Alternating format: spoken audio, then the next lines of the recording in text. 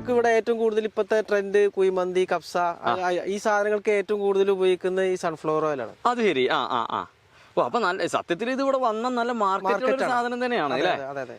അപ്പൊ നമ്മൾക്ക് ഇവിടെ നല്ല ഒറിജിനൽ കളങ്കമില്ലാത്തൊരു എണ്ണ ഉണ്ടാക്കാൻ പറ്റുമെന്നാണ് നമ്മളിപ്പോ പരീക്ഷിക്കുന്നത്.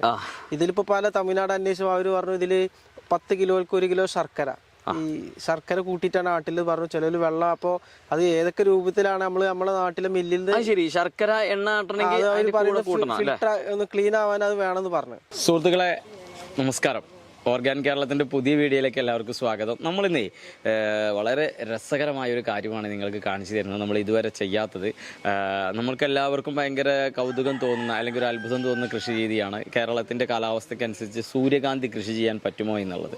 എന്നാൽ ഇന്ന് നമ്മൾ നിങ്ങൾക്ക് കാണിച്ചു തരുന്നത് മലപ്പുറം ജില്ലയിലെ മക്കരപ്പറമ്പിനടുത്ത് നമ്മുടെ ബാബുക്ക സൂര്യകാന്തി കൃഷി ചെയ്തിട്ടുള്ള വിശേഷങ്ങളാണ്. ഈ സൂര്യകാന്തി എങ്ങനെ കൃഷി ചെയ്യാം, എന്തൊക്കെയാണ് സൂര്യകാന്തി കൃഷിയുടെ വിശേഷങ്ങൾ എന്നൊക്കെയാണ് നമ്മൾ ഇന്നത്തെ വീഡിയോയിലൂടെ നിങ്ങൾക്ക് പറഞ്ഞു തരുന്നത്. അപ്പോൾ ഇതുവരെ തന്ന എല്ലാ സപ്പോർട്ടോടും കൂടെ ഉണ്ടാവുക. നമുക്ക് നമ്മുടെ വീഡിയോയിലേക്ക് പോവാം. നമുക്ക് ബാബുക്കാനോട് എല്ലാ കാര്യങ്ങളും വളരെ വിശദമായിട്ട് ചോദിച്ച് മനസ്സിലാക്കാം. നമ്മൾക്ക് വലിയൊരു അത്ഭുതം തോന്നുന്നത് കേരളത്തിൽ അധികം ആരും ചെയ്യാത്ത ഒരു കൃഷിയാണ് ബാബുവേട്ടൻ തെരഞ്ഞെടുത്തത്. അപ്പോൾ ഇതിപ്പോൾ നമ്മൾ എണ്ണ ഇങ്ങനെ ഒരു പരീക്ഷണാടിസ്ഥാനത്തിൽ ചെയ്ത് നോക്കാമെന്നെങ്കിലും പറയാം. നമുക്ക് ഈ കൃഷിയെക്കുറിച്ച് നമ്മൾ ചെയ്യണം എന്നുണ്ടെങ്കിൽ അതിനെപ്പറ്റി വ്യക്തമായിട്ട് നമ്മളൊരു പഠിക്കണമല്ലോ. പഠിച്ചാലേ ഇപ്പോൾ അത് അറിയാൻ പറ്റുള്ളൂ. എങ്ങനെയാണ് ഇതിലേക്കുള്ള ഒരു തുടക്കം എന്തായിരുന്നു? അതിൻ്റെ കാര്യങ്ങൾ അറിയാനും പഠിക്കാനൊക്കെ ഉള്ള കാര്യങ്ങൾ. ഇത് ഞാനിപ്പോ ഈ സാധാരണ കൃഷി ചെയ്യുന്ന സാധനങ്ങൾ ഫുള്ള് തമിഴ്നാട്, കർണാടകയില് ബേസ് ചെയ്തിട്ടാണ് ഉണ്ടാക്കുന്നത്. ഇപ്പൊ ഉദാഹരണം തണ്ണിമത്തന് വല്യുള്ളി ഇവിടെ ചെയ്തിരുന്നു, ക്യാരറ്റ്, വല്യുള്ളി, സവാള ചെയ്തിരുന്നു, ക്യാരറ്റ്, ബീട്രൂട്ട്, അതുപോലെ കാബേജ് എല്ലാം അവിടെ ചെയ്തിരുന്നു. അപ്പൊ ഞങ്ങൾ കൂടുതൽ സാധനം എടുക്കാൻ പോകുന്നത് കർണാടകയിലാണ് അല്ലെങ്കിൽ തമിഴ്നാട്. അപ്പൊ അവിടെ ഈ കർണാടക ബോർഡറിലും അതുപോലെ മൈസൂർ ഏരിയയില് ഈ പോണ്ടിച്ചേരി സൈഡിലൊക്കെ സൺഫ്ലവർ കാണാം. അപ്പൊ ഇത് കൂടുതൽ എന്തിനാണ് പോകുന്നത്, നമ്മൾ അവിടുത്തെ കർഷകരോട് 2-3 ദിവസമൊക്കെ അവിടെ തങ്ങിയിട്ടാണ് അവിടുത്തെ കാര്യങ്ങളൊക്കെ നമ്മൾ പഠിക്കല്. അപ്പൊ അങ്ങനെ പഠിക്കുന്ന സമയത്ത് അവര് പറഞ്ഞത് ഓയിൽ കൊടുക്കലുണ്ട്, പക്ഷെ അവർക്ക് അതിന് ഓയിൽ എവിടുന്ന് അടിക്കുന്ന അവർക്കറിയില്ല. അപ്പൊ അവര് പറഞ്ഞു ഞങ്ങളിത് തമിഴ്നാട്ടിലേക്ക് കൊണ്ടുവന്ന്. അങ്ങനെ തമിഴ്നാട് പോയി അന്വേഷിച്ച് നോക്കുമ്പോ പൊള്ളാച്ചി, ഉദുമൽപേട്ട ഏരിയയിലെ ഈ സാധനം ആട്ടി കൊടുക്കുന്നുണ്ട്, എണ്ണ ആക്കി എടുക്കുന്നുണ്ട്. അങ്ങനെ അപ്പൊ നമുക്ക് ഇവിടെ ഏറ്റവും കൂടുതൽ ഇപ്പോഴത്തെ ട്രെൻഡ് കുഴിമന്തി, കപ്സ, ഈ സാധനങ്ങൾക്ക് ഏറ്റവും കൂടുതൽ ഉപയോഗിക്കുന്ന ഈ സൺഫ്ലവർ ഓയിലാണ്. അത് ശരി. ഓ, അപ്പൊ നല്ല സത്യത്തിൽ ഇത് ഇവിടെ വന്ന നല്ല മാർക്കറ്റ് സാധനം തന്നെയാണ് അല്ലേ? അതെ അതെ. അപ്പൊ നമ്മൾക്ക് ഇവിടെ നല്ല ഒറിജിനൽ കളങ്കമില്ലാത്തൊരു എണ്ണ ഉണ്ടാക്കാൻ പറ്റുമെന്നാണ് നമ്മളിപ്പോ പരീക്ഷിക്കുന്നത്. ഇതിലിപ്പോ പല തമിഴ്നാട് അന്വേഷിച്ചു അവര് പറഞ്ഞു ഇതില് 10 കിലോക്ക് 1 കിലോ ശർക്കര, ഈ ശർക്കര കൂട്ടിയിട്ടാണ് നാട്ടിൽ പറഞ്ഞു. ചിലര് വെള്ളം, അപ്പൊ അത് ഏതൊക്കെ രൂപത്തിലാണ് നമ്മളെ നാട്ടിലെ മില്ലിൽ ശരി ശർക്കര എണ്ണ ഫിൽട്ടർ ഒന്ന് ക്ലീൻ ആവാൻ അത് വേണമെന്ന് പറഞ്ഞു. അതെ. ഇപ്പൊ സാധാരണ നമ്മളവിടെ എള്ളാട്ടുമ്പത്തിൽ വെള്ളം കൊടുക്കലുണ്ട്, ശർക്കര കൊടുക്കലുണ്ട്. അപ്പൊ അതൊക്കെ എണ്ണ ശുദ്ധീകരിക്കാൻ വേണ്ടിയിട്ടാണ്. അപ്പൊ നമ്മൾ ആ രൂപത്തിലാണ് ഈ വെളിച്ചെണ്ണ ആട്ടുന്നത്. ഞാൻ ഈ അടുത്ത കാലത്ത് നമ്മുടെ തമിഴ്നാട് അതിർത്തിയിൽ, പാലക്കാട് തമിഴ്നാട് അതിർത്തിയിൽ ഒരു ഷൂട്ടിന് പോയ സമയത്ത് അവിടെ ഇങ്ങനെ എണ്ണ ആട്ടുന്ന കൊപ്രയുടെ കൂടെ വെള്ളം ഇതാക്കണം. ചക്കിലാട്ടുമ്പോഴാണ്, അതൊന്നും പ്രത്യേകം ശ്രദ്ധിക്കണം. ചക്കിലാട്ടുമ്പോ അങ്ങനെ വെള്ളം യൂസ് ചെയ്തിട്ടുണ്ടായിരുന്നു. അപ്പോ ഞാൻ പറഞ്ഞ അവിടുന്ന് നമ്മൾ പഠിച്ചു. നമ്മള് ഇതിന്റെ ഈ വിത്തും ശേഖരിച്ചത് കർണാടകയിൽ നിന്ന് തന്നെയാണ്. കർണാടക തമിഴ്നാട്ടിലെ സീസൺ ഇപ്പൊ കഴിഞ്ഞിട്ടുണ്ട്. അപ്പൊ അവർ സമയം ഏപ്രിൽ, മെയ്, ജൂൺ, ഓഗസ്റ്റ് വരെ അവരുടെ ടൈം. നമ്മളെ മഴക്കാല സമയത്ത് അവർക്ക് വേനലായിട്ടാണ് കിട്ടുന്നത്. പിന്നെ ഇത് വേനൽക്കാലത്ത് തന്നെ നമ്മൾ ഇവിടെ നടുമ്പോ വേനൽക്ക് ഇതിന് ഒരു കുറച്ച് മഴ കിട്ടണം. ഒരു 4-5 മഴകൾ കിട്ടിയാലേ മുളച്ച് നല്ല ഉഷാറായിട്ട് വരുള്ളൂ. അപ്പൊ നമ്മൾ ഏത് സമയത്ത് നടാറ്? ഒരു ഏത് ടൈമിലും. ഇത് ഹൈബ്രിഡ് സീഡ് ആയതുകൊണ്ട് ഏത് ടൈമിലും അത് ചെയ്യാം. നമ്മൾക്ക് സംബന്ധിച്ചോളം കർക്കിടക മാസത്തിലൊക്കെയാണ് ഈ പൂവിന് നല്ല മഴ കിട്ടിക്കഴിഞ്ഞാൽ പൂവൊക്കെ കേടുവരും. വെയിലുണ്ടാവുമ്പോൾ അതിൻ്റെതായ ഒരു പ്രസരിപ്പ് ഉണ്ടാവുള്ളൂ. അതെ അല്ലേ? അല്ലെങ്കിൽ മഴ പെയ്യുമ്പോ നമ്മളെ നാട്ടിലെ ഏത് പൂവ് അങ്ങനെയാണല്ലോ, മല്ലിക ഏതാണെങ്കിലും നല്ല മഴ പെയ്ത് കഴിഞ്ഞാൽ ആ പൂവിന്റെ ഗ്ലേസിങ് പോവും. വേനൽക്കാണ് നല്ലത്. പക്ഷെ നമ്മളെ സംബന്ധിച്ചിടത്തോളം ഒരു ഓഗസ്റ്റ്, സെപ്റ്റംബറിൽ ഒന്ന് പാകമായിരിക്കും നല്ലത്. എന്നാൽ മഴയും കിട്ടും. അവസാനം പൂവാകുന്ന സമയത്ത് നമുക്ക് എല്ലാ വർഷം കഴിയുന്നതോട് കൂടിയിട്ട് നല്ല ഒരു ഫ്ലവറിങ് കിട്ടും, വെയിലും കിട്ടും. അല്ലേ? ശരിക്കും നമ്മള് ഈ 2 ഏക്കർ നടാനേ ഏകദേശം എത്ര കിലോ വിത്ത് വേണ്ടി വന്നു നമുക്ക്? അതായത് ഞാൻ ഇതിലേക്ക് ഇപ്പോ 12 കിലോ വിത്താണ് വരുത്തിയത്. 12 കിലോ വിത്ത് വരുത്തി. അത് ഹൈദരാബാദിൽ നിന്നാണ് വരുത്തിയത്. 2 കിലോത്തിന്റെ ബാഗാണ്, ഹൈബ്രിഡ് സീഡാണ്. അത് ഏകദേശം 1200 രൂപ വരുന്നുണ്ട് ഒരു ബാഗിന്. 600 രൂപ ഒരു കിലോത്തിന് വരും. നമ്മൾ ഹോൾസെയിൽ റേറ്റാ. അതല്ലേ? 600 രൂപ ഒരു കിലോക്ക് വരുന്നുണ്ട്. അതെ. നേരെ മറിച്ച് ഇത് ഇപ്പൊ കൊടുക്കുകയാണെങ്കിൽ 40 രൂപ കിട്ടുള്ളൂ. ഹൈബ്രിഡ് സീഡ് നല്ല വിലയാണ്. നമ്മൾ ഇത് പാകിയിട്ടുണ്ടെങ്കിൽ അത്ര ഇത് കിട്ടൂല, ക്വാളിറ്റി കിട്ടൂല. അതേ ക്വാളിറ്റിയിൽ കിട്ടില്ല. അതെ അതെ അതെ. അങ്ങനെ ഒരു കാര്യമുണ്ട് ഇതിന് അല്ലേ. ശരിക്കും അപ്പൊ നമ്മൾ ഏകദേശം 12 കിലോ ആണ് 2.5 ഏക്കറിൽ നമ്മൾ ഇട്ടണ അല്ലേ. നമ്മൾ ഏകദേശം എത്ര എണ്ണ നമുക്ക് ഈ 2.5 ഏക്കർ നിങ്ങളൊരു മുന്നേ നിങ്ങളൊന്ന് ചെറുതായിട്ട് ചെയ്തു എന്ന് നമ്മളോട് പറഞ്ഞിരുന്നു. അപ്പൊ അതിന്റെ ഒരു ഇതിൽ നമ്മൾ ചോദിക്കുകയാണ് ഏകദേശം എത്ര എണ്ണ കിട്ടാൻ സാധ്യതയുണ്ട് നമ്മൾ ഇവിടുത്തെ ഒരു കർഷകനെ ചെയ്യുകയാണെങ്കിൽ? നല്ല ഫ്ലവറിംഗ് ആണെങ്കിൽ നമ്മൾക്ക് ഏകദേശം അവർ പറയുന്ന ഒരു ഏക്കറിൽ നിന്ന് നമ്മൾക്ക് കിട്ടുന്നത് ഏകദേശം 600 കിലോ കിട്ടുമെന്നാണ് അവർ പറയുന്നത്. 600 കിലോ കിട്ടും ഒരു ഏക്കറിൽ നിന്ന്. 600. അപ്പൊ ഏകദേശം ഒരു 100 ലിറ്റർ എണ്ണ കിട്ടും സാധ്യത ഉണ്ടെന്ന് നമ്മളൊരു ഇതിൽ ചെയ്യുന്നുണ്ട്. പക്ഷെ ഫ്ലവറിങ് നല്ല കറക്റ്റ് ആവണം, പക്ക ആവണം. നമ്മളിത് നട്ടിട്ട് ഏകദേശം നമുക്ക് വിളവെടുക്കാറായോ? ഇപ്പൊ ഈ ഭാഗങ്ങളിലൊക്കെ ഏകദേശം ഇങ്ങനെ ഇതളൊക്കെ കൊഴിഞ്ഞു നിൽക്കുന്നത്. ഇത് ഏകദേശം ഒരു 55 ദിവസം ആയതാണ്. 70 ദിവസമാണ് ഇതിന്റെ. 70 ദിവസമാണ്. അതെ അതെ. 45 ദിവസം ആകുമ്പോൾ പൂ വരും. ഏകദേശം 10 ദിവസത്തിൽ മേലെ അതിങ്ങനെ പൂവായി കൊണ്ടിരിക്കണം. 70 ദിവസമാണ് ഇതിന്റെ കാലാവധി അല്ലേ. 70 ദിവസത്തിൽ നമ്മൾ ഇത് ഇടുമ്പോഴേ ഇതിന് മണ്ണൊരുക്കാനൊക്കെ എന്തെങ്കിലും പ്രത്യേകതകൾ എന്തൊക്കെ കാര്യങ്ങളാ എങ്ങനെയാ ഇത് ചെയ്യാറ്? ഇല്ല, സാധാരണ നമ്മള് പറമ്പ് കൃഷിയിൽ എള്ളൊക്കെ വിതക്കുന്ന പോലെ തന്നെ പ്രത്യേകിച്ച് ട്രാക്ടർ പൂട്ടിയത് വിതക്കുന്നു, പിന്നെ ഒന്നും കൂടി പൂട്ടുന്നു, മറിച്ച് പൂട്ടുന്നു, ഒന്നുകൂടി മറിച്ച് പൂട്ടും. അത് കഴിഞ്ഞ് ഒരാഴ്ചയുള്ളിൽ മുളയ്ക്കും. ഒരു 4-5 ദിവസം ആകുമ്പോൾ മുള പൊട്ടി വരും. അതിൽ നമ്മൾ നനച്ചു കൊടുക്കുക എന്തെങ്കിലും വേണം? ഞാൻ കുറച്ച് നേരം ഇവിടെ കുറച്ച് വെള്ളത്തിന്റെ ഷോർട്ടേജ് ഉണ്ട്. അപ്പൊ ഒരു 2-3 നനൊക്കെ കൊടുത്തു മുളയ്ക്കാൻ വേണ്ടിട്ട്. ഓ, മുളച്ച് കഴിഞ്ഞ പിന്നെ നമ്മളത് ഇതിന്റെ പ്രധാന പരിചരണം എങ്ങനെയാണ് ഇതിന് ശരിക്കും? പരിചരണം കാര്യമായിട്ട് കേടുകളൊന്നുമില്ല. പിന്നെ പുഴുശല്യങ്ങൾ നമുക്കിപ്പോ പച്ചക്കറി ഒക്കെ ചെയ്യുമ്പോൾ ഒരുപാട് പ്രശ്നങ്ങളുണ്ടല്ലോ, അതൊന്നും ഇതിനെ അത്രത്തോളം ബാധിക്കുന്നില്ല. കേടുകളൊന്നുമില്ല. ഇല്ല അല്ലേ. പ്രത്യേകിച്ച് പരിചരണം ഒന്നുമില്ല. ഇത് നമ്മള് 3.5 മാസം അല്ലെ എത്ര 70 ദിവസം കഴിയുമ്പോ ഇതിന്റെ ഇതളുകൾ കൊഴിയും. ഈ നിൽക്കുന്ന ഈ മഞ്ഞ ഇതെല്ലാം പോയിട്ട് ഇത് ഇവിടെ മാത്രം കറുപ്പ് കളറായിട്ട് ആ സീഡ് വരും അവിടെ. ആ ഷെല്ല് നമ്മൾ തട്ടിയെടുത്തിട്ടാണ് തട്ടിയെടുക്കുക ചെയ്യാം. നമുക്ക് തച്ചിട്ടൊന്നും എടുക്കണ്ട, കൈയിട്ടനെ തട്ടിയെടുക്കാം. അതൊന്ന് തട്ടിയെടുത്താൽ കിട്ടുന്നുണ്ട്. തമിഴ്നാട്ടിൽ അവർക്ക് മെഷീനുകളുണ്ട്. ആ മെഷീനിൽ ഇട്ട് കഴിഞ്ഞാൽ അത് എള്ളിച്ചിലിയാവും. ഇല്ലല്ലേ. ഇത് എത്ര 45 ദിവസമായി? എത്ര ദിവസമായി? അതൊക്കെ 55 ദിവസമായി. 55. ഇത് രണ്ടാമത് ഇട്ടതായിരിക്കും. 45-50 ദിവസത്തിന്റെ ഉള്ളിലായി. ഇനി അതിന്റെ താഴെ ഒരു 5 ദിവസം കൂടി ബാക്കിലിട്ട് അങ്ങനെ ഇട്ടിട്ടുണ്ട്. അത് നമുക്ക് വ്യത്യസ്ത സമയങ്ങളിൽ വിളവെടുക്കാൻ വേണ്ടിയിട്ടാണോ? ഒന്നിച്ചാവാതിരിക്കാൻ വേണ്ടിട്ട് അങ്ങനെ ചെയ്താണ്. ഇത് സൂര്യൻ എവിടേക്കാണോ ഉദിക്കുന്നത് അങ്ങോട്ടാണ് അതിന്റെ. ഇതിപ്പോ സൂര്യൻ ഈ സൈഡിലാണ്, അങ്ങോട്ട് തിരിഞ്ഞിട്ടാണ് എല്ലാ നാട്ടുകളും. ഇപ്പൊ കർണാടക എവിടെയാണെങ്കിലും അങ്ങനെ കണ്ടിട്ടുള്ളത്. സൂര്യന് ഉദിക്കുന്ന സ്ഥലത്തേക്ക് ഫേസ് ചെയ്തിട്ടാണ് ഇത് നിൽക്കല്. കിഴക്കോട്ട് നിൽക്കും. അതെ. ഓക്കെ. അങ്ങനെ നിൽക്കൂല്ലേ. ഇതില് പിന്നെ കളകളോ സംഭവങ്ങളോ പുല്ലുകള് ഉണ്ടെന്നുണ്ടെങ്കിൽ വൃത്തികേടാണ്. പിന്നെ ചെടികൾക്ക് വളർച്ച കുറവ് കിട്ടും. അപ്പൊ മാക്സിമം പുല്ല് ഇല്ലാത്ത രൂപത്തില് കൃഷി ചെയ്യണം. അത് ഏത് കൃഷി അങ്ങനെ തന്നെയാണ്. കളകള് കേരളത്തിൽ വേറെ ആരെങ്കിലും ചെയ്യുന്നുണ്ടോ ബാബോട്ടെ? ഇടക്കിടക്ക് ഇങ്ങനെ പത്രങ്ങളിൽ കാണാം അവിടെ ചെയ്തു. അതൊക്കെ പരീക്ഷണാടിസ്ഥാനം. ഇപ്പൊ ഇത് വിളവെടുത്താലേ നമുക്ക് ഇവിടെ ഇങ്ങനെ മറ്റേ ഇതും കൂടി വേണല്ലോ, ഇതിന് ആട്ടാനുള്ള ഒരു സൗകര്യം കൂടി വേണല്ലോ. അപ്പൊ അതിന് നമ്മൾ എന്താ ചെയ്യുക? 2-3 മില്ലുകളായിട്ട് സംസാരിച്ചിട്ടുണ്ട്. അപ്പൊ അവര് പറഞ്ഞ സീഡായിട്ട് നമ്മൾക്കത് ചെയ്യാന്ന് പറയുന്നത്. അതെങ്ങനെ ഈ വെളിച്ചെണ്ണ ആട്ടുന്ന ആ സംഭവം എള്ള് കാട്ടുന്ന മില്ലുകളുണ്ടല്ലോ, കടലാട്ടുന്ന മില്ലേരായിട്ടാണ് സംസാരിച്ചത്. അത് നമ്മളിവിടെ തന്നെ ഉണ്ട്, മലപ്പുറത്തൊക്കെ ഉണ്ട്. പാലക്കാട് ബോർഡറിലുണ്ട് കടലാട്ടുന്നത്. നമ്മളവിടെ കടലാട്ടുന്ന മില്ലുകൾ കുറവാണ്. ഇവിടെ സാധാരണ ആട്ടുന്നത് എള്ള് അല്ലെങ്കിൽ തേങ്ങ, കൊപ്ര, ഈ രണ്ടും കൂടെ ആട്ടുന്നുള്ളൂ.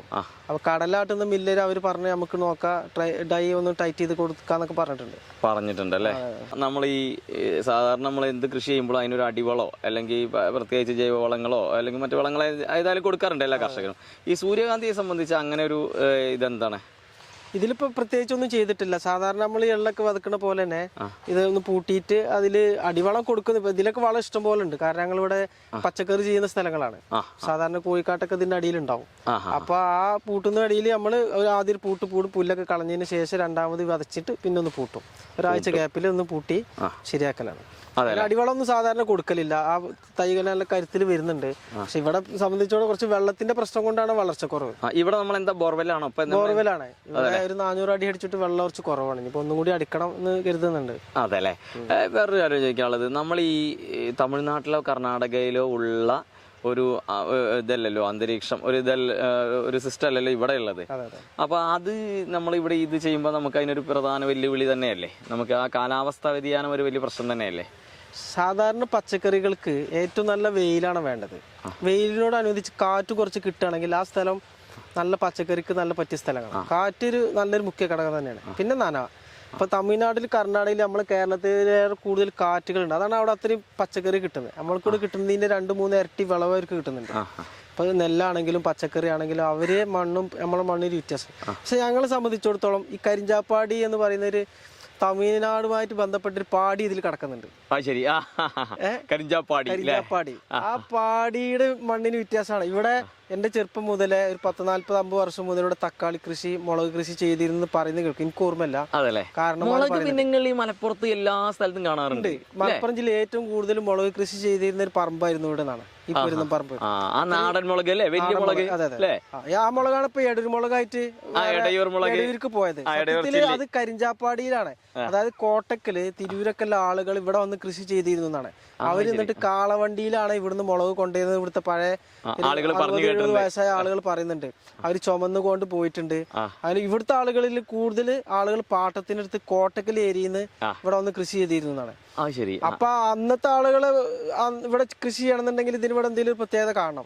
അത് ഇന്നിപ്പോ ഞാൻ മനസ്സിലാക്കുന്നുണ്ട്. കാരണം ഇവിടെ ഞാൻ തമിഴ്നാട്ടിൽ എന്ത് കൃഷി ചെയ്താലും എനിക്കത് 100% വിജയമാണ്. കാരണം അവിടെ സവോള ചെയ്തു, 100% വിജയിച്ച്. നല്ല അവിടുത്തെ വെള്ളിയും കാട്ടി നല്ല സൈസും നല്ല ടേസ്റ്റും ഉണ്ട്. തണ്ണിമത്തം ചെയ്തു, അതും നല്ല ടേസ്റ്റ് ഉണ്ട്. പക്ഷെ ഇവിടുത്തെ എന്ന് വെച്ചാൽ ഒരു 4-5 ഇഞ്ച് മണ്ണുള്ളൂ. ഇവിടെ അതൊക്കെ പാറയാണ്. അതെ, ഇവിടെ വെട്ടുപാറയാണ്. അപ്പൊ ആ ഒരു വെള്ളം പെട്ടെന്ന് ഒരു ദിവസം നനഞ്ഞാൽ അടുത്ത ദിവസം നമുക്ക് വാടും. ഇതിപ്പോ രണ്ടാമത് ചെയ്താണ്. ഇതിങ്ങനെ വലുതായി ഫ്ലവറിങ് ആയിക്കൊണ്ടേയിരിക്കും. അടുത്ത സെക്ഷനാണ്. ചിലതൊക്കെ ഫ്ലവറിങ് ആയിരുന്നു, ഫ്ലവർ ചെയ്തിട്ടുണ്ട്. ഇതിപ്പോ ഒരാഴ്ച കൊണ്ട് ഫുള്ള് ഏകദേശം ആവും. നമ്മളിപ്പോ ഈ മുകളിൽ കണ്ടതേ, അത് നമ്മളിപ്പോ ഒരു 2-3 ആഴ്ച കൊണ്ട് പറിക്കില്ലേ? പറിച്ച പിന്നെ നമുക്ക് ഇതിന് ഉണക്കാനുള്ള ഒരു പ്രോസസ്, അതോ ഇതിങ്ങനെ നിന്ന് ഉണങ്ങിയിട്ട് തന്നെയാണ്? ഇങ്ങനെ നിൽക്കും. പിന്നെ നമ്മളത് തട്ടീന് ശേഷം ഒന്നും കൂടി ഉണക്കും. ഉണക്ക് കൂടുതലനുസരിച്ചാണ് എണ്ണയുടെ ആ കണ്ടന്റ് കൂടുക. ഒരു കാര്യം ചോദിച്ചാൽ, ഈ പക്ഷികളൊക്കെ തീറ്റ മറ്റു കാര്യങ്ങളൊക്കെ ഉണ്ടല്ലോ, അതിനൊക്കെ ഇതിന്റെ ഇത് കാണുന്നുണ്ട്. അപ്പൊ അത് നിങ്ങൾക്ക് കൊടുക്കും. അങ്ങനെ കൊടുക്കുമ്പോൾ ഇത് മുതലാവില്ല. അത് നമ്മളിപ്പോ ഹോൾസെയിൽ മാർക്കറ്റ് എടുക്കുകയാണെങ്കിൽ 30 രൂപ വില കിട്ടുള്ളൂ. അങ്ങനെ കിട്ടും അല്ലേ? അങ്ങനെ കിട്ടുള്ളൂ. അപ്പൊ അതിലൊക്കെ വരുന്നത് എങ്ങനെയാ? അവിടെ കിട്ടുന്നതിന്റെ ഏറ്റവും ലോക്കൽ ആണ് വരുന്നത്. നല്ല ക്വാളിറ്റി ഒക്കെ വേറെ ആവശ്യങ്ങൾക്ക് കൊടുക്കും. ഇതിലേക്ക് വരുന്നത് അവിടുത്തെ ഏറ്റവും ലോ ക്വാളിറ്റി കുറഞ്ഞ റേറ്റുകൾ കൊടുക്കണം. അല്ലെങ്കിൽ അവർക്ക് അത് മുതലാവില്ല അല്ലേ?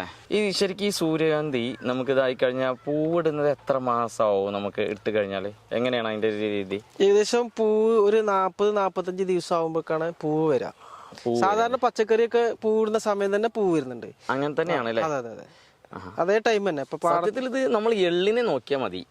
എള്ള് കുറച്ചുകൂടി ഒരു 90 ദിവസം വേണം. പക്ഷെ ഒരു 10-15 ദിവസം ഇത് കുറവാണ്. ഇത് അത്ര ഒരു 15 ദിവസത്തിന് കുറവുണ്ട് അല്ലേ? ഇതുപോലെ ആവും ഇതിന്റെ വിത്ത്. ഇതിങ്ങനെ കറുത്തൊന്നും കൂടി കറുക്കാണ്ട് കുറച്ചും കൂടി വലുത് വരാണ്ട്. ഇതെന്നാണ് എടുത്തല്ലേ? ഇത് കണ്ടോ, ഈ സാധനം ഇങ്ങനെ കറുത്ത് ഇതിലെ ആ ഒരു ഓരോ സെല്ലുകൾ ഉണ്ടല്ലോ, ഇതാണ് അതിന്റെ ഓയിൽ കിട്ടുന്ന നല്ല ഉണക്കം വരണം. ഇതിനുള്ളിൽ ഒരു വെള്ള പരിപ്പായിരിക്കും. കണ്ടോ, ഇതാണ് ഓയില്. ഇത് അത്രയും ശരീരത്തിന് നല്ല നമ്മളിവിടുത്തെ തെങ്ങിനെ പോലെ തന്നെയാണ് കേട്ടോ. ഇത് കഴിക്കാം. അതല്ലേ നല്ല. ഇത് സാധാരണ ഗൾഫ് രാജ്യങ്ങളിൽ പോയ ആളുകൾക്ക് അറിയാം. ഇത് വറുത്തിട്ട് ഉപ്പൊക്കെ ഇട്ടിട്ട് നല്ല കടല പോലെ വറുത്തിട്ടുണ്ടാവും. അതെ. ഇത് കൂടുതൽ ഉപയോഗിക്കുന്ന ആരെച്ചാല് ഡ്രൈവർമാരില്ലേ, അവർക്ക് ഉറക്കം വരാതിരിക്കാന് ഓരോന്നോരോന്ന് ഇങ്ങനെ കഴിക്കുമ്പോ അവരാ ഇതിങ്ങനെ പൊളിച്ചു വരുമ്പോ അവർക്ക് ആ ശ്രദ്ധ ഉറക്കത്തിൽ നിന്ന് മാറും. ഗൾഫിൽ പോയ ആളുകൾ പറയുന്നത് കേൾക്കാം. അപ്പൊ നമ്മള് മൂത്ത് തുടങ്ങിട്ടല്ലേ? അവിടെ കണ്ടോ, അതൊക്കെ എതള് കൊഴിഞ്ഞു തുടങ്ങി. നല്ലോണം മൂത്തിട്ടില്ല, മൂത്താവണേ ഉള്ളൂ അല്ലേ? ഇതാ ഇവിടെ കണ്ടോ എതള് കൊഴിഞ്ഞിട്ട് നിൽക്കുന്നത് നിങ്ങൾക്ക് കാണാം. അപ്പോൾ വൈകാതെ നമുക്ക് മലപ്പുറത്ത് നിന്ന് നിങ്ങളുടെ എല്ലാവരുടെയും കൈകളിലേക്ക് സൺഫ്ലവർ ഓയിൽ എത്തും. അതെ, ഒട്ടും വൈകാതെ വരും കേട്ടോ. അപ്പോൾ സുഹൃത്തുക്കളെ, നമ്മുടെ കേരളത്തിൽ നമുക്ക് സൂര്യകാന്തി കൃഷി കൂടി ഓർഗാനിക് കേരളത്തിൻ്റെ ഈ യാത്രയിൽ നമുക്ക് കാണാൻ പറ്റി. അതും ബാബുവേട്ടനെ പോലെ വളരെ എന്താ പറയുക ലളിതമായിട്ട് ഒരു കൃഷിയെ വളരെ സന്തോഷത്തോടു കൂടി സമീപിക്കുന്ന ഒരാളെ അടുത്ത് പരിചയപ്പെടാൻ പറ്റി. അതുമാത്രമല്ല, ബാബുവേട്ടൻ്റെ ഒരു പ്രത്യേകത നിങ്ങൾ നോക്കിക്കോളൂ. സാധാരണക്കാരിൽ സാധാരണക്കാരനാണ് ബാബുവേട്ടൻ. അദ്ദേഹം എന്തെങ്കിലും ഒരു കാര്യം പറഞ്ഞു തരാൻ നമ്മളോട് ഒരു മടിയും ഇല്ലാതെ വളരെ സത്യസന്ധമായ രീതിയിൽ, വളരെ ഊർജ്ജസ്വലമായ രീതിയിൽ നമുക്കിതിൻ്റെ എല്ലാ കാര്യങ്ങളും അദ്ദേഹം പറഞ്ഞു തന്നു. എന്നെ ഏറ്റവും കൂടുതൽ ആകർഷിച്ച വേറൊരു കാര്യം എന്ന് പറയുന്നത്, അദ്ദേഹം ഈ കേരളത്തിൻ്റെ നമ്മൾ സാധാരണ കൃഷി ചെയ്ത് വരുന്ന രീതി മാത്രമല്ല അദ്ദേഹത്തിൻ്റെ മനസ്സിലുള്ളത്. അദ്ദേഹം മറ്റ് സംസ്ഥാനങ്ങളിലൊക്കെ പോകുമ്പോൾ കാണുന്ന പല കാര്യങ്ങളും ഇവിടെ പരീക്ഷിക്കുന്നു. ഇപ്പം നമുക്ക് മിസ്സായി പോയി. മുന്നേ അദ്ദേഹം ഈ വലിയ ഉള്ളി സവാള ചെയ്തിരുന്നു എന്ന് പറയുന്നു, നല്ല വിജയമായിരുന്നു എന്ന് പറയുന്നു. ഇനിയിപ്പോൾ ബീട്രൂട്ട് ക്യാരറ്റ് ഇങ്ങനെയുള്ള സാധനങ്ങളൊക്കെ ചെയ്യാനുള്ള ഒരു തയ്യാറെടുപ്പിലാണ്. അപ്പോൾ ബാബുവേട്ടനെ പോലുള്ള കർഷകർ തന്നെയാണ് നമ്മുടെ ഈ കൃഷിയുടെ, നമ്മുടെ കാർഷിക കേരളത്തിൻ്റെ ജീവനാഡി എന്ന് പറയുന്നത്. ഇദ്ദേഹത്തെ പോലെയുള്ള നമ്മളെ എന്താ പറയുക, മണ്ണിനോടും നമ്മുടെ കൃഷിയോടും ഒക്കെ അടങ്ങാത്ത സ്നേഹവുമായി നിൽക്കുന്ന ഇദ്ദേഹത്തെ പോലെയുള്ള ആളുകൾ തന്നെയാണ് നമ്മുടെ ഏറ്റവും വലിയ മുതൽക്കൂട്ട്. ബാബുവേട്ടനെ പോലെയുള്ള ആളുകൾ തന്നെയാണ് ലോകമൊട്ടാകെ അറിയേണ്ടത്. ബാബുവേട്ടൻ്റെ ഈ സൂര്യകാന്തി കൃഷി എല്ലാവരിലേക്കും എത്തിക്കുക. നമ്മുടെ കേരളത്തിലെ ഒരുപാട് ആളുകൾക്ക് ഒരു പക്ഷേ ചെയ്യാൻ താല്പര്യമുണ്ടായിരിക്കാം, ഇത് അറിയാതെ കിടക്കുന്നതായിരിക്കാം. അപ്പോൾ തീർച്ചയായിട്ടും നിങ്ങളെല്ലാവരിലേക്കും എത്തിക്കണം. ബാബുവേട്ടനെ പോലെയുള്ള ആളുകൾ ലോകമൊട്ടാകെ എത്തട്ടെ. നമുക്ക് ഒട്ടും വൈകാതെ അടുത്തൊരു വീഡിയോയിൽ വീണ്ടും കാണാം. ഇതുവരെ തന്ന എല്ലാ സപ്പോർട്ടോടും കൂടി നമ്മുടെ